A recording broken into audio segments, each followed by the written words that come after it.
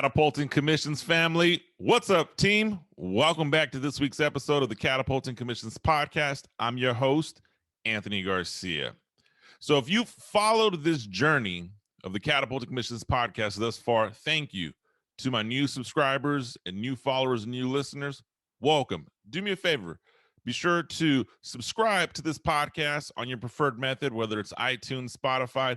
If you haven't started watching the YouTube videos, go be sure to watch the YouTube videos so you get to see the candid interaction between me and the guests that are on the Catapulting Commissions podcast. Be sure to like, subscribe. It helps grow and spread the message, and I truly appreciate that.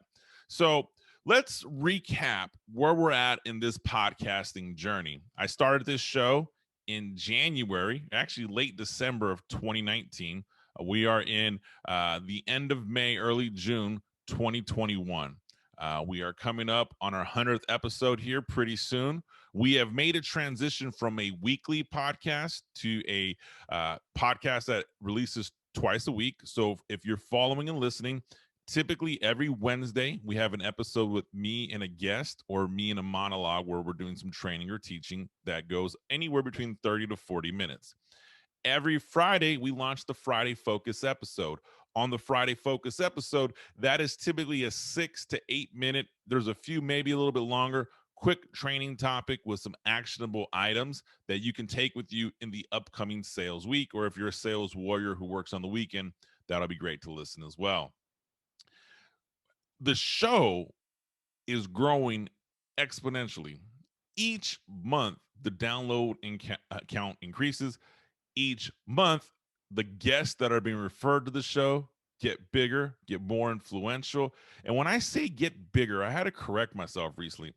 Would I love somebody like Gary Vaynerchuk to come on the Catapulting Commissions podcast? Yes, of course I would.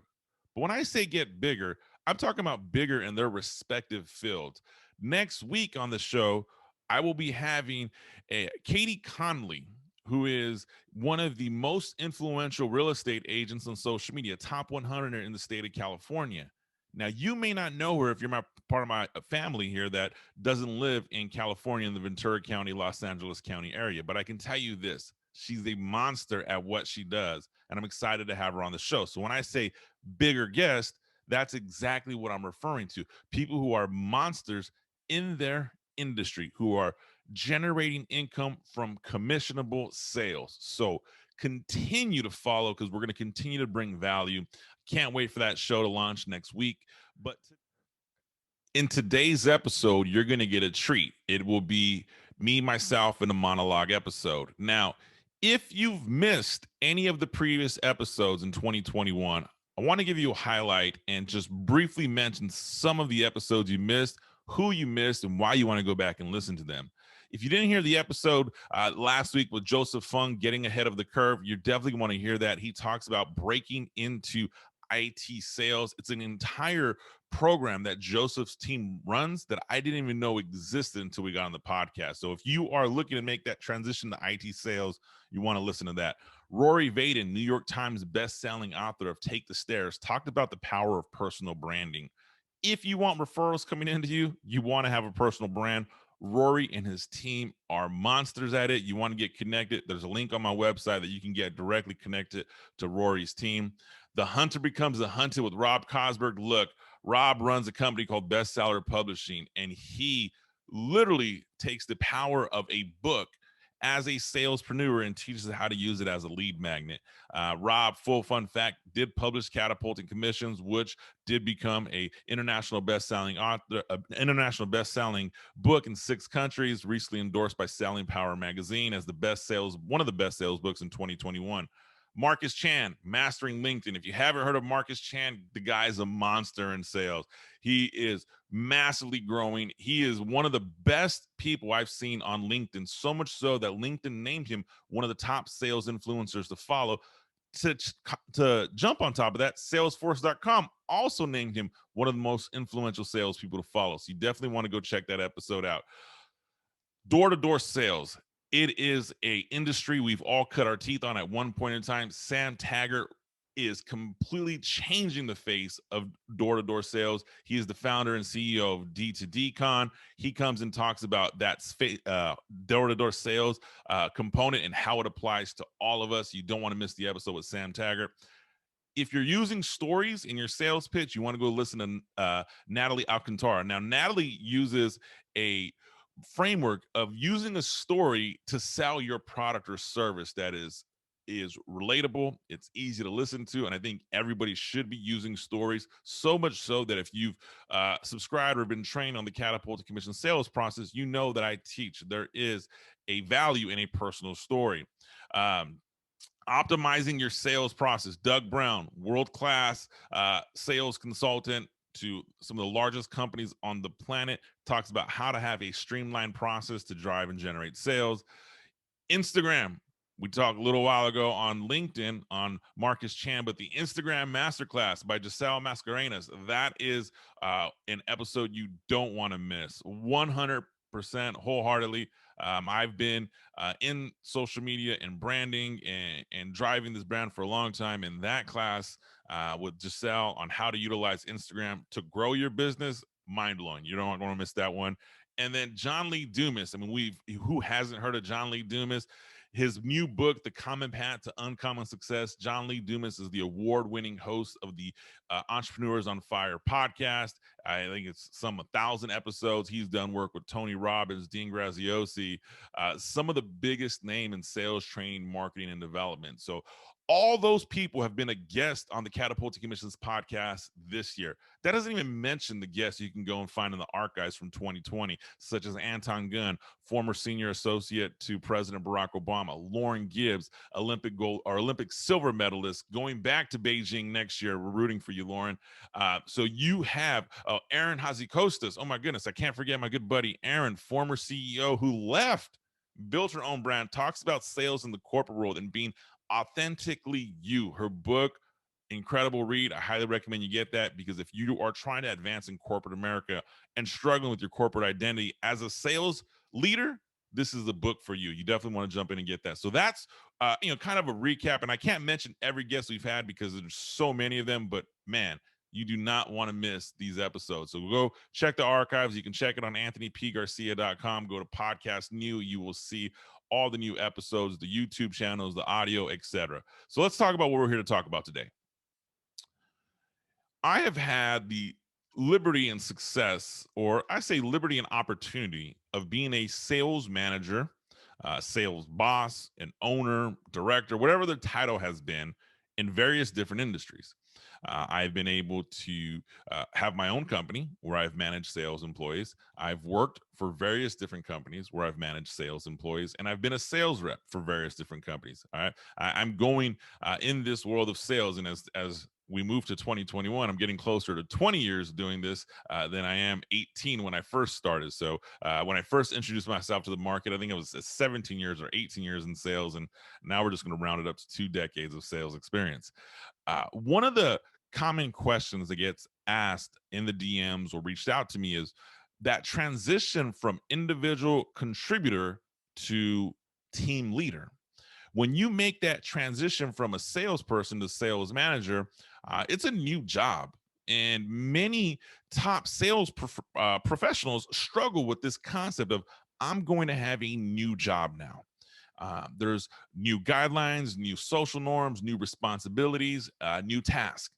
So I want to highlight 5 challenges that I've experienced over my time when I become a sales manager. So these are the 5 challenges that I've experienced from transitioning to sales rep to sales manager.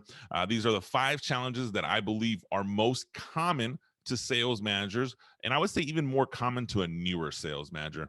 If you've been a sales manager for a while or you've tenured, you've probably experienced all this, so this would be a good refresher. If you have a different perspective or insight, feel free to reach out to me in the comments below. I love hearing the dialogue of what's happening. So let's talk about the first challenge that sales managers have in their job. It's the one we just stated. Transitioning from individual contributor to a sales manager.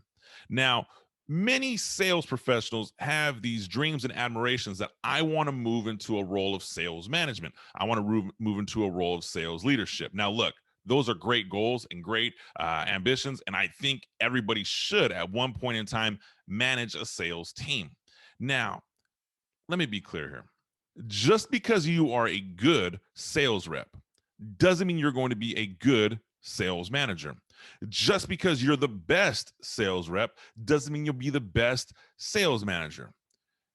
When you transition from sales rep, individual contributor, to sales manager, team leader, the phrase comes to mind: off self and on purpose. It's no longer about you. And when you make that transition, nobody's going to care about the level of success you had as a sales rep when you become a sales manager. It is forgotten the day your promotion starts, because nobody's going to remember the accolades, the top 10 finishes, the top 5 finishes, the new contracts, the millions of dollars in revenues you generated. That's all forgotten. You have just signed up for a new job, a new responsibility, and you are the lowest person on the totem pole. So when you make that transition from sales rep to sales manager, the reason sales managers struggle is their identity is typically tied into their results, which we're salespeople, right? That is normal. That's common. We get praised for accolades. I still am fascinated that if I send an email out and I stack rank my employees and I say, you finished number 1, you finished number 10, you finished number 100, and collecting emails in Q2, it motivates people. Why? Because we're competitive. So if you make that transition from sales rep to sales manager, you go from the top of the leaderboard typically to the bottom of the leaderboard, and it's a new world. So here's my fix for that. When you move from individual contributor to sales manager, there's 2 things you got to remember. Number 1, you can't be super rep. You cannot make every sale for everybody on your team. You cannot be at every sales call, every sales appointment. You will run yourself ragged. You will have a burst of energy in the beginning and you will fizzle out really fast. Being a sales manager is a long ball game and you can't be everywhere at once. The second thing that I would tell you about making that transition to fix the learning curve from individual contributor to team leader or to sales manager is empower your people. They can do the job they're hired for. You don't have to do it. They may not do it as well as you. They may not be as good as you, but they still can do it. Your job is to coach and teach, not to do. And there's this old school training philosophy. I'll do once, you watch me. I'll watch you do once, and then I'll teach you. And that's great in a field trainer capacity. So if you're a sales field trainer, 100%, that philosophy is still relevant. But as a sales manager, you're there to observe, advise, give feedback, give critical thinking, be the voice of reason, be the voice of adversity. Always find ways to challenge your people. So remember, the 2 things you can do to alleviate that concern. Number 1, you can't be super rep, can't be everywhere at once. Number 2, empower your people to make decisions, advise them, don't do it for them. All right. So that transition from sales rep to sales manager, it's tough. It's something we all experience. If you're a tenured manager, I doubt you're still dealing with it now. But as a new manager, holy crap, dude, this thing slapped me right in the face. The second challenge that sales managers experience when they become new to their role: time management. I hate saying it because you should be good at this by now, but it's the truth. As a sales rep, you have gotten really comfortable with your schedule. You know where to be. You know what day to make your calls. You know what day to get in front of your prospects. You know your cold calling schedule, your lunch schedule, whatever it is. You know it. You move into sales management, and now you're in a position that you have to not only manage your time, you're managing the time of your people, because there's somebody on your sales team right now that's not doing a good job at managing their time. And a mentor of mine, a good friend of mine, when I became a sales manager a couple years ago, and a new sales manager in a new industry, came to me and said, are you managing your schedule or is your schedule managing you? And at first, I was kind of taken back. I was offended. I'm like, what are you talking about, dude? I'm a whiz at this. And then I thought about it. I was like, holy crap, he's absolutely right. My schedule was managing me, which is why as a new sales manager, you find yourself in a position that you're always on calls, sales calls, Zoom calls, WebEx calls, driving to meet people, driving to recruit new hires, driving to meet with customers. I mean, you're going everywhere. And then on top of all of this, the one little sneaky trick no one tells you when you move from individual contributor to sales manager is the administrative work quadruples significantly. Just pick a number, it's bigger. You become an administrative role as a sales manager. So now your time management is divided between, I have administrative work to do, I have to recruit and retain and develop my team, I have to help close deals, I might have some performance improvement plans. Somewhere in there, I need some time for my own personal sanity and development. And if you're married or have a family, you have to have some time for that as well. So time management is a struggle that is real for sales managers. If you're a sales manager right now and you're struggling with this time management capacity, here's my feedback on that.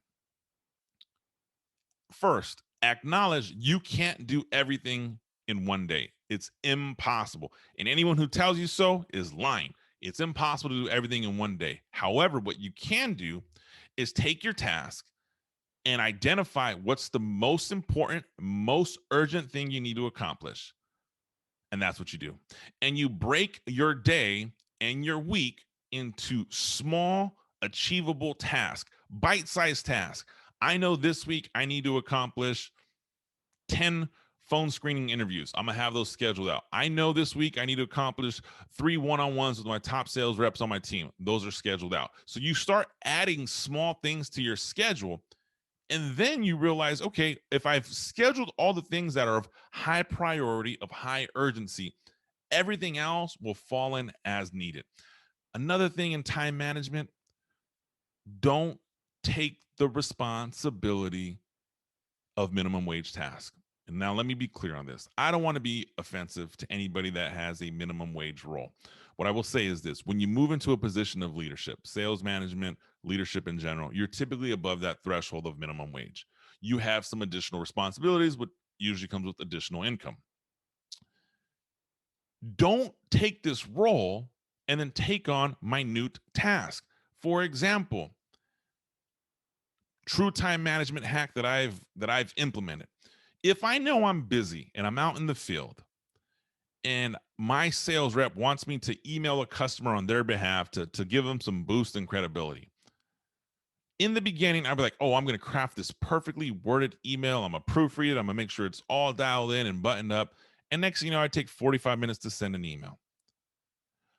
Or someone would come to me and say, hey, I'm having troubles with my IT issues. I can't get my iPad to work. I can't get my telephone to work. My email's acting up. And so then you come in and now you're the IT person.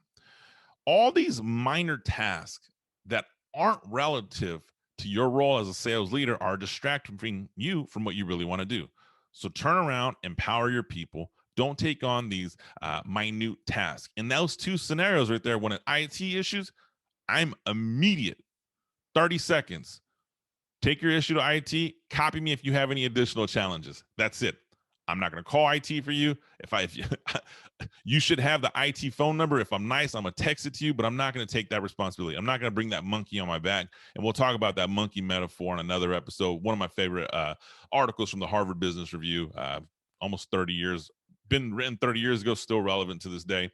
But the other example I used was the emails. Look, if a sales rep wants you to do something on their behalf, send an email to a customer. Can you send a follow-up to a customer? Can you let our referral source know how valuable they are, right? There is some value, and I'm not going to discredit that. There is definitely value in a customer or potential customer getting an email, a text message, a phone call, or even a field visit from a regional manager, the sales manager, the sales director, whatever the title is. When you come out to visit somebody, you bring a level of clout that your sales rep doesn't have. And it's not that you're better, it just goes with the title. So when my sales reps will ask, hey, can you send this email? You know what I do? Biggest time management hack I love. I tell them to type it up. Type up the email as if it was coming from me and then send it to me. The reason I have them type up the email and send it to me is because it's typically of high urgency for that sales rep at that moment. At that exact moment, their request for you to reach out to their customer was highly urgent for them. For me, it may or may not be. It may be an urgency for me.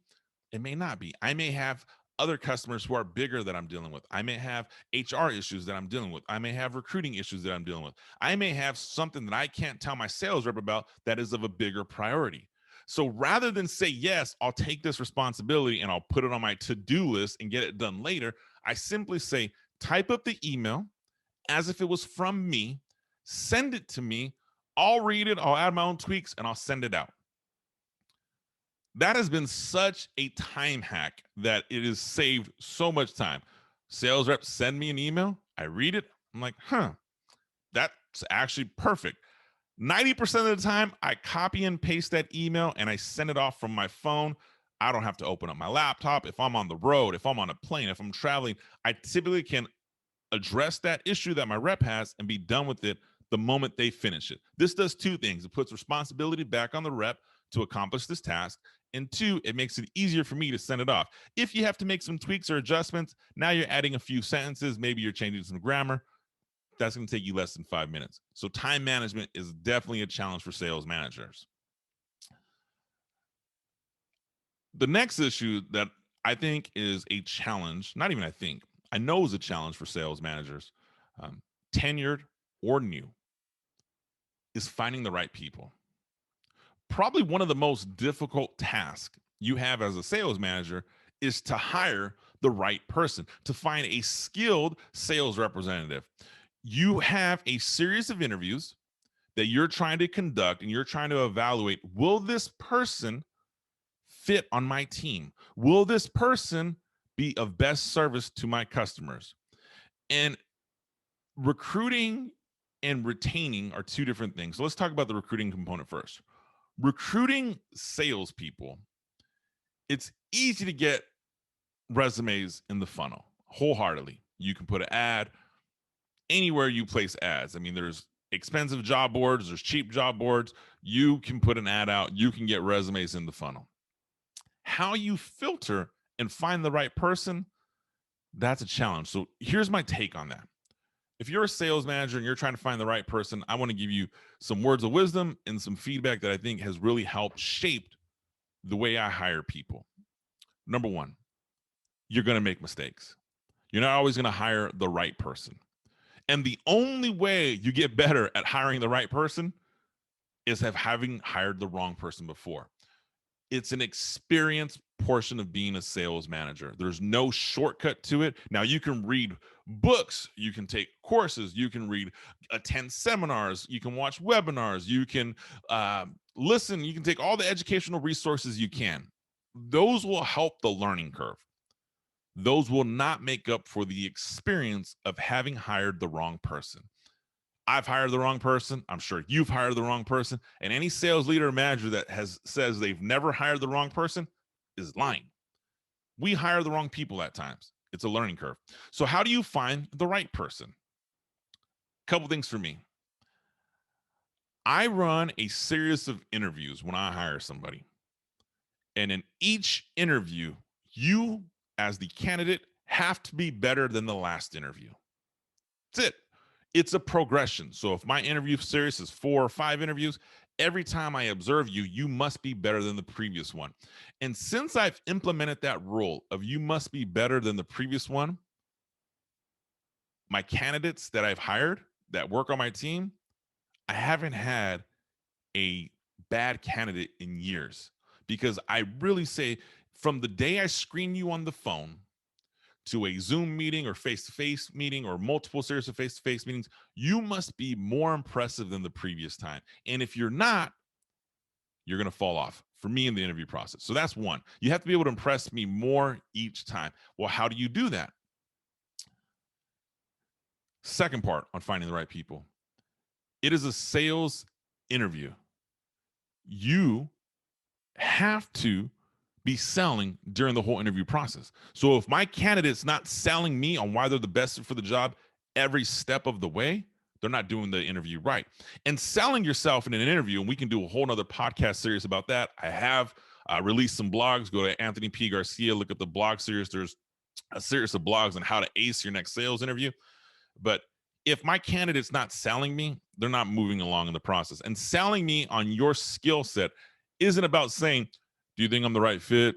Do you have any concerns about me? Have I addressed all your concerns? All these boring, lame ass questions on how to close for a sales interview. We've heard it before. And look, sales managers, if you're listening to this and you're an individual contributor or you're trying to get to like a new sales role, just know the sales manager you're interviewing with has heard those line of questions a million times. Selling yourself is about every story, everything that this candidate's relating to me in the interview process has a point. There's nothing left that's for debate. So when someone's interviewing with me, and if everything they've shared with me has a relative point to the sales process that they're executing in their interview, and they're selling me on why they are the right candidate, I feel good about that person. So number two, can they sell themselves through every interview series in a meaningful way where it's not just, hey, do you have any concerns about me? So, first part, they have to get better in the interview. Second part, they have to sell themselves. Third part, this is a hard decision factor for me. Past results indicate future results. I have made some really difficult decisions on people who I haven't hired based on past results. I've loved people. I've been like, oh my goodness, this person is a great fit for my team. And you get to the tail end of a complicated recruiting process. And I share this. I recruit for six-figure sales jobs. And so when I interview people, when I get to the tail end of it, I mean, you have to be 100%, not 99 and a half. Like it is the challenge with that. And I also have an incredible candidate talent pool in Southern California and the West Coast. I mean, you go San Diego, Orange County, Los Angeles. I mean, these are areas that are highly desirable for certain demographics. And so I get a big candidate pool. One, it's time for me to make a decision between two or three people that are of equal caliber. Past results indicate future results. Past results need to be vetted though. And that's the thing that makes bad hires more often. In the beginning of my management career, I was like, oh, past results. Oh, great. You finished 120% of your company. Awesome. You can do it here. I have now vetted every past result multiple times. And the best part about it is if you do multiple interviews, I vetted over a series of interviews where some candidates were like, I thought I explained this to you already. I'm just asking you in a different way. I want to see if your answers are the same. So remember, past results are indicative of future results. Implement those three things, and I think you'll find yourself in a better position of finding the right people. Now, we talked about recruiting people. Let's talk about retaining people. And that's the fourth challenge, is how to keep your team motivated and retain your team during challenging times. Look, the main problem here is being a sales manager. It's not a cookie cutter approach. It is not an approach that says I can just read all these motivating quotes I find on Pinterest and Instagram and LinkedIn, and my team's going to get motivated. It's not what works for my most tenured rep's going to work for my most non-tenured rep. Keeping your team motivated and retaining your team goes to the fundamental principles that I believe in sales leadership: off self, on purpose, off self, on purpose. So to keep a sales team motivated, you have to remember what your sales team is thinking about. What's in it for me? Every salesperson that works for you in your organization has the same radio station on all the time. We FM. What's in it for me? That's it. They want to know what's in it for them. So if I know that, to keep my team motivated, every conversation I have is about what's in it for them. Now, to do this from a grand stage, right, and you're trying to motivate a group of people, you have to make some generalizations about the group. What's in it for the group, right? So you want to ensure that your message is always aligned. But here is that extra step that I think sales managers miss. What's in it for your sales rep is an individual conversation. If you're not having a what's in it for you conversation with every person on your team, somebody else is, and typically that someone else is a recruiter or another sales manager trying to steal your employee. You have to have those developmental conversations. Keeping somebody motivated. It's not about the quotes you send and, oh, Abraham Lincoln said this and Zig Ziglar said this and Brian Tracy said this. Who gives a crap? It's not about that. Those are fun. There's some value there. But to truly keep somebody motivated, they have to know that you, as the sales leader, you're motivated to get them the results they want in their life. The results that they want for them aren't always the results we want for them. It could be, I want you to finish, I want you to be the next sales manager. I want you to be the next field trainer. And they're like, dude, with all honesty, I just want to be above quota, raise my dogs, and be able to pay for my kids to go to college. Great, then let's make that happen. What's in it for your team? If you take a management approach and you say, I'm going to teach you or I'm going to coach you in a fashion of getting the results you want out of your life, keeping someone motivated is pretty simple because you're always motivating them and coaching them to their goals. Not my goals, not the company's goals, but their goals. Great book by Matthew Cowley called The Dream Manager.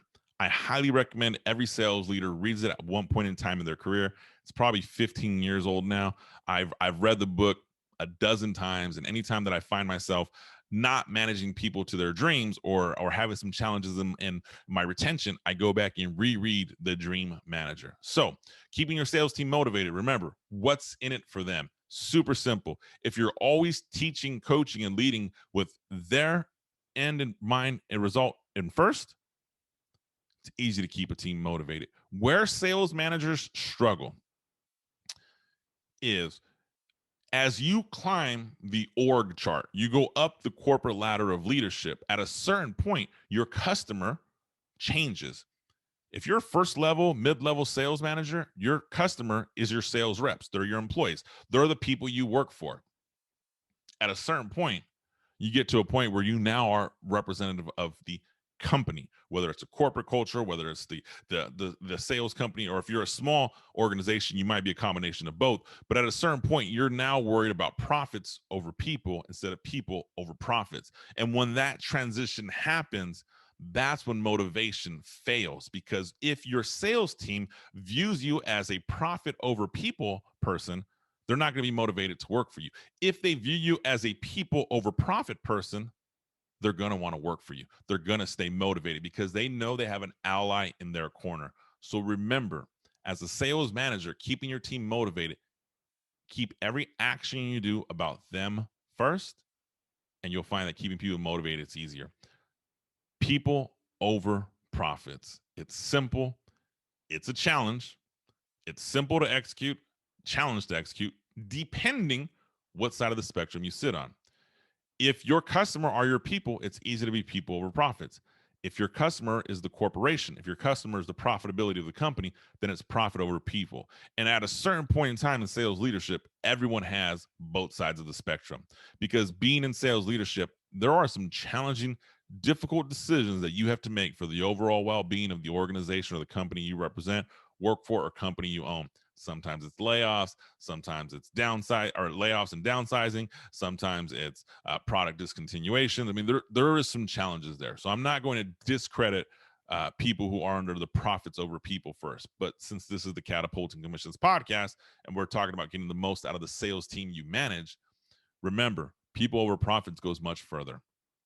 So, and if someone challenges me, and I've had people challenge me on that philosophy, I'd love to have you on the Catapulting Commissions podcast. Let's talk about why you believe profits over people is more relevant than people over profits. Friendly dialogue. I have really thick skin. If you say, Anthony, you're an idiot, don't worry about it. We will record it. We will air it because I think there's some value in hearing some healthy dialogue. So remember that. The fourth challenge as a sales manager is keeping your team motivated. And to do that properly, remember what's in it for your sales rep.